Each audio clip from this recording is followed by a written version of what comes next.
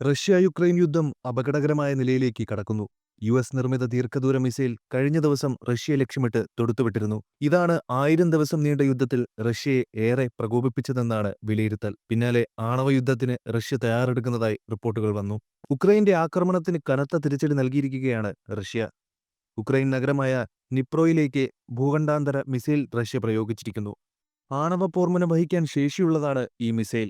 ആദ്യമായാണ് യുദ്ധത്തിൽ ഈ മിസൈൽ ഉപയോഗിക്കുന്നത്. ഇത് ഭൂഖണ്ഡാന്തര മിസൈലാണെന്ന് സംശയിക്കുന്നതായി ഉക്രൈൻ പ്രസിഡന്റ് വ്ളാഡിമിർ സെലൻസ്കി പറഞ്ഞു. പിന്നീട് യുക്രൈൻ വ്യോമസേന ഇക്കാര്യം സ്ഥിരീകരിക്കുകയായിരുന്നു. റഷ്യയിലെ ആസ്ട്രഖാൻ മേഖലയിൽ നിന്ന് തൊടുത്ത മിസൈൽ 700 കിലോമീറ്റർ പിന്നിട്ടാണ് ഡീപ്രോയിലെത്തിയത്.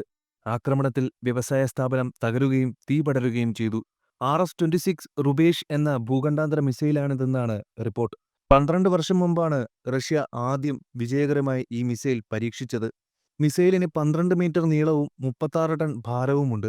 800 കിലോഗ്രാം ആണവായുധം വഹിക്കാൻ ശേഷിയുണ്ട്. ചരിത്രത്തിൽ ആദ്യമായാണ് ഒരു രാജ്യത്തിന് നേരെ ഇത്തരം മിസൈൽ റഷ്യ പ്രയോഗിക്കുന്നത്.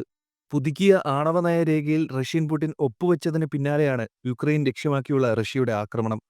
ഉക്രൈനും സഖ്യകക്ഷികളായ പാശ്ചാത്യ രാജ്യങ്ങൾക്കുമുള്ള ശക്തമായ മുന്നറിയിപ്പാണ് ഇപ്പോഴത്തെ ആക്രമണമെന്നാണ് വിലയിരുത്തൽ. പരമ്പരാഗതമായി ആണവായുധങ്ങൾ വഹിക്കാൻ രൂപകൽപ്പന ചെയ്തിട്ടുള്ളതാണ് ഭൂഖണ്ഡാന്തര ബാലിസ്റ്റിക് മിസൈലുകൾ. മറ്റായുധങ്ങളും ഇവയ്ക്ക് വഹിക്കാനാകും.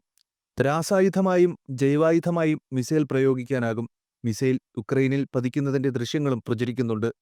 നഗരങ്ങളിലെ അടിസ്ഥാന സൗകര്യങ്ങൾ തകർക്കാൻ ലക്ഷ്യമിട്ട് റഷ്യ ഇന്റർകോണ്ടിനെന്റൽ ബാലിസ്റ്റിക് മിസൈലുകൾ വിക്ഷേപിച്ചതായി വ്യാഴാഴ്ച രാവിലെ ഉക്രൈൻ വ്യോമസേന പ്രസ്താവനയിൽ പറഞ്ഞു. ഭൂഖണ്ഡാന്തര മിസൈലിന് പുറമെ ഹൈപ്പർസോണിക് മിസൈലുകളും ക്രൂസ് മിസൈലുകളും റഷ്യ യുക്രൈനിലേക്ക് തൊടുത്തതായി റിപ്പോർട്ടുകളിൽ പറയുന്നു. യുക്രൈൻ റഷ്യയിലേക്ക് ബ്രിട്ടീഷ് മിസൈലുകൾ തൊടുത്തിരുന്നു. തുടർന്നാണ് യുക്രൈനെതിരെ ആണവായുധം പ്രയോഗിക്കാൻ മടിക്കില്ലെന്ന മുന്നറിയിപ്പ് പുടിൻ നൽകിയത്. മാത്രമല്ല, പുടിൻ റഷ്യയുടെ ആണവായുധ നയം തിരുത്തിയത് ലോകത്തിന്റെ നെഞ്ചിടിപ്പ് കൂട്ടി. ബ്രിട്ടീഷ് ഫ്രഞ്ച് മിസൈലുകൾ പ്രയോഗിച്ചാൽ പാശ്ചാത്യ സഖ്യം യുക്രൈനിൽ നേരിട്ടിടപെട്ടതായി കണക്കാക്കുമെന്ന് വ്യക്തമാക്കുകയും ചെയ്തിരുന്നു പുടിൻ.